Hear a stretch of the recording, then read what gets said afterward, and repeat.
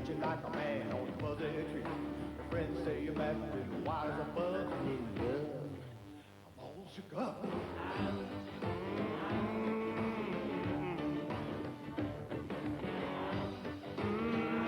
Oh Lord,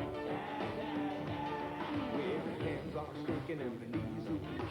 I can't even stand on my own feet.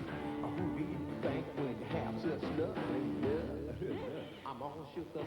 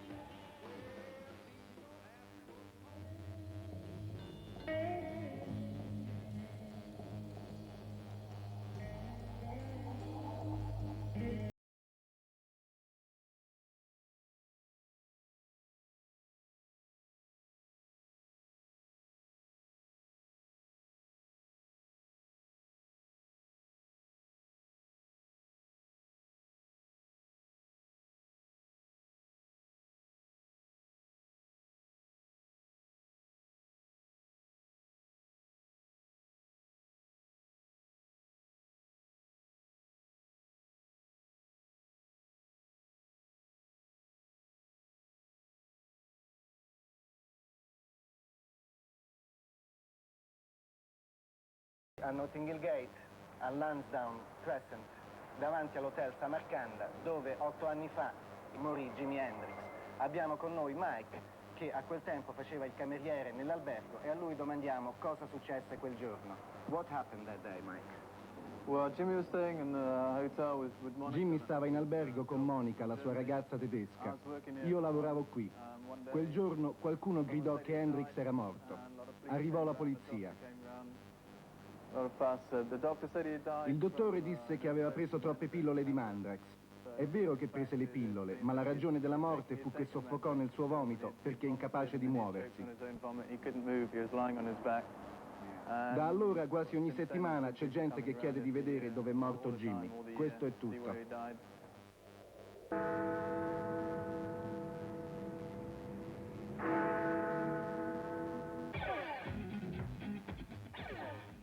E il Big Ben è affondato con l'incassare delle minigonne. Era l'epoca delle minigonne, la fine degli anni 60, in Inghilterra c'erano i Beatles, c'erano i Rolling Stones, c'erano le marce pacifiste. Era un grande momento di fermento in tutto il mondo sicuramente, il rock and roll in qualche modo esprimeva questo grande fermento. Probabilmente l'artista che l'ha espresso nella maniera più completa, musicalmente parlando, è stato Hendrix. Non tanto perché i successi dei Beatles o dei Rolling Stones siano meno importanti o meno significativi, ma perché Hendrix in qualche modo esprimeva il feeling, la volontà di cambiamento in maniera molto più diretta, fisica e vibrante. I primi 2 album di Hendrix sono datati 1967, il primo era Are You Experience, come avevamo detto prima, il secondo era Axis as Bold as Love, e entrambi in qualche modo riescono a avere una fotografia dell'epoca molto limpida. Quello che vedrete subito dopo è un video di quegli anni. La canzone è una delle più famose, Foxy Lady, e lo stile è proprio lo stile della cultura della fine degli anni 60, la cultura dei figli di fiori.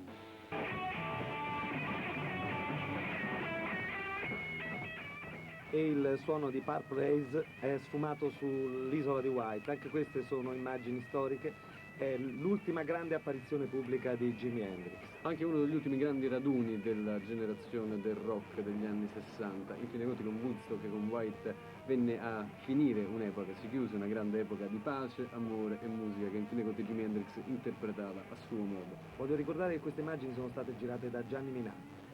Questo grande concerto di cui vedremo alcune immagini adesso è appunto l'ultima grande esibizione di Hendrix. Hendrix era specialmente importante per quello che faceva dal vivo, l'abbiamo testimoniato in questa serie di brani che avete ascoltato quasi tutti live, e molti dei dischi che sono reperibili infatti sono testimoniano dei concerti di Hendrix. 20 giorni dopo Jimi Hendrix moriva.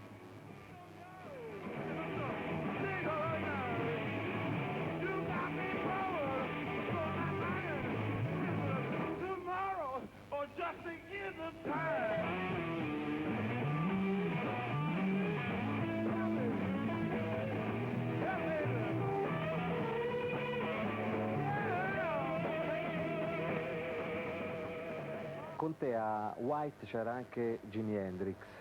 Fu una delle sue ultime esibizioni dal vivo, poco dopo morì.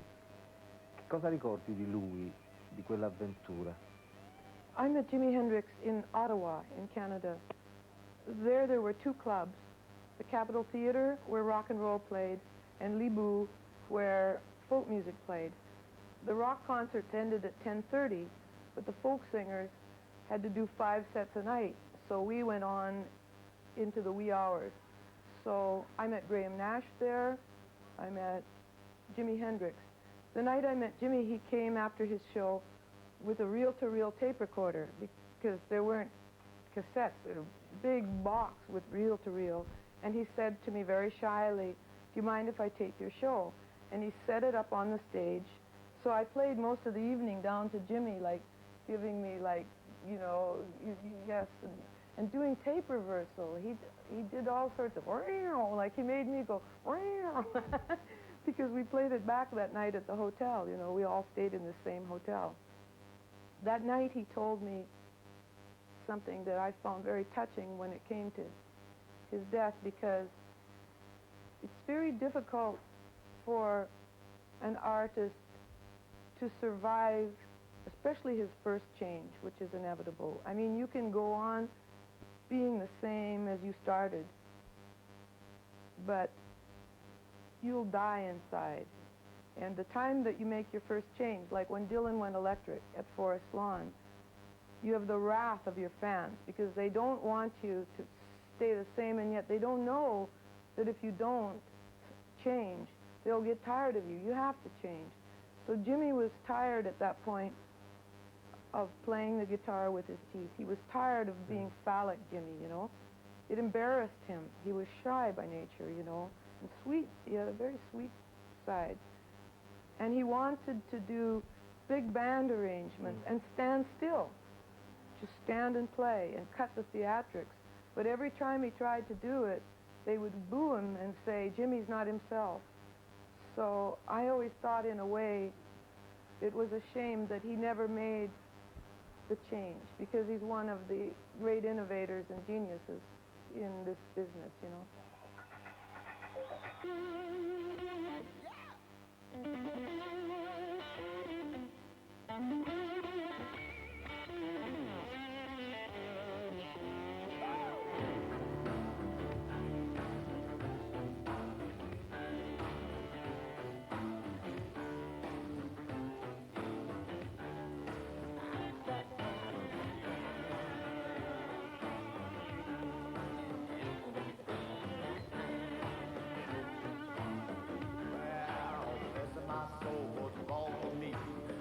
Like a man on a fuzzy tree. Your friends say you're back to the wild as a bug. I'm all shook up.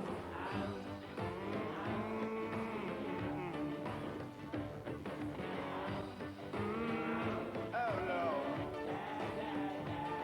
Well, my hands are shaking and my knees are weak. I can't even stand on my own feet. Who do you think when you have such lovely love? I'm all shook up. And Jimmy was there with like a pickup band he just met that afternoon. And the first song Jimmy played was Hey Joe. If I go to England with you, can you introduce me to Jeff Beck and Eric Clapton? I said, well, the pals of mine. I've known them 2-3 years, you know. And that was the only question he asked. Oh yeah, he also asked what were the amplifiers like in England. I said, hey, you can get Fenders in England, you know. And that was as far as, literally, as much as the questions he asked. Jimi Hendrix had begun his career on America's Chitlin circuit, touring with artists like B.B. King and Little Richard. So when he crossed the Atlantic, he came with a real blues pedigree.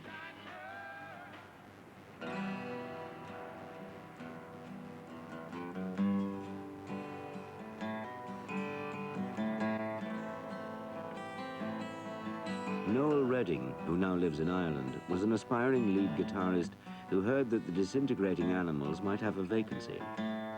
He went along to audition for Chaz Chandler and the others on their return from the States. After the audition, you will sit around, we'll come out and tell you, you know, And that's when Chaz Chandler came up to me and said, can you play bass? I said, no. He said, well, would you mind sitting in with this guy? So I sat in with this guy and a drummer and a keyboard player. We played 3 tunes with no vocal. I was playing a bass guitar, which I'd never played before. And then this American gentleman asked me to go down the pub and asked me if I'd like to join his group. And that's in September '66. That's Jimi Hendrix.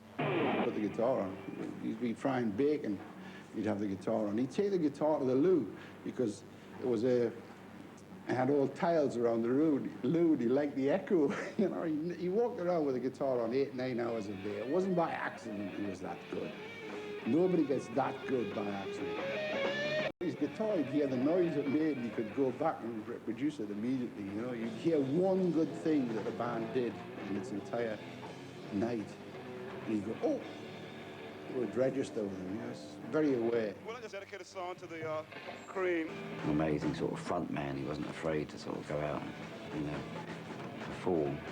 So I just sort of stand about it. The bottom 2 strings, you'd be playing a riff, you know, but he'd be using his thumb for it, you know. Something like that. Well, he was left-handed, right, but he could also play a guitar this way round. There's no problem at all. But the first thing I sort of noticed, like if you're playing an F sharp, for example, he'd play it with a thumb, you know, which is a different technique altogether because you can go, you know what I mean? Using the thumb instead of like going, and then sometimes his thumb would be all the way over there, you know. So, and he used to play all these sort of chords, but he did it so easy because he had very big hands. Purely, the 2 top strings, you'd be playing lead all at the same time and singing. You know? The extraordinary command of the guitar. Look at the...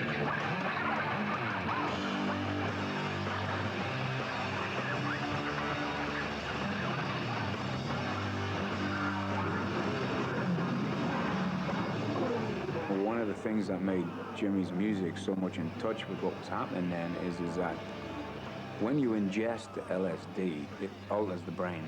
You know, I mean, the small part of the brain, the large part of the brain, the sluice gates open, and you see things like fluttering lights. And Jimmy had that fluttering feeling on the guitar, that so it would be in tune with the acid trip. And that's how he would become associated with a lot of listeners as being the acid purist, and that his music could take you to, if you allowed it to take you to another level. I mean, he took blues from the Mississippi Delta, from the mud of the Mississippi Delta to Venus. Some girlfriend rang up and said, "You got to hear this guy Jimi Hendrix," and I went, "Oh, really?" She said, "Yeah, I was at a club last night. It's unbelievable." And I went, "Oh, thanks. That's all you want to hear first thing in the morning, isn't it? Someone's outrageous guitar playing." So I went along to see Hendrix at Blazes. It was unbelievable. Great.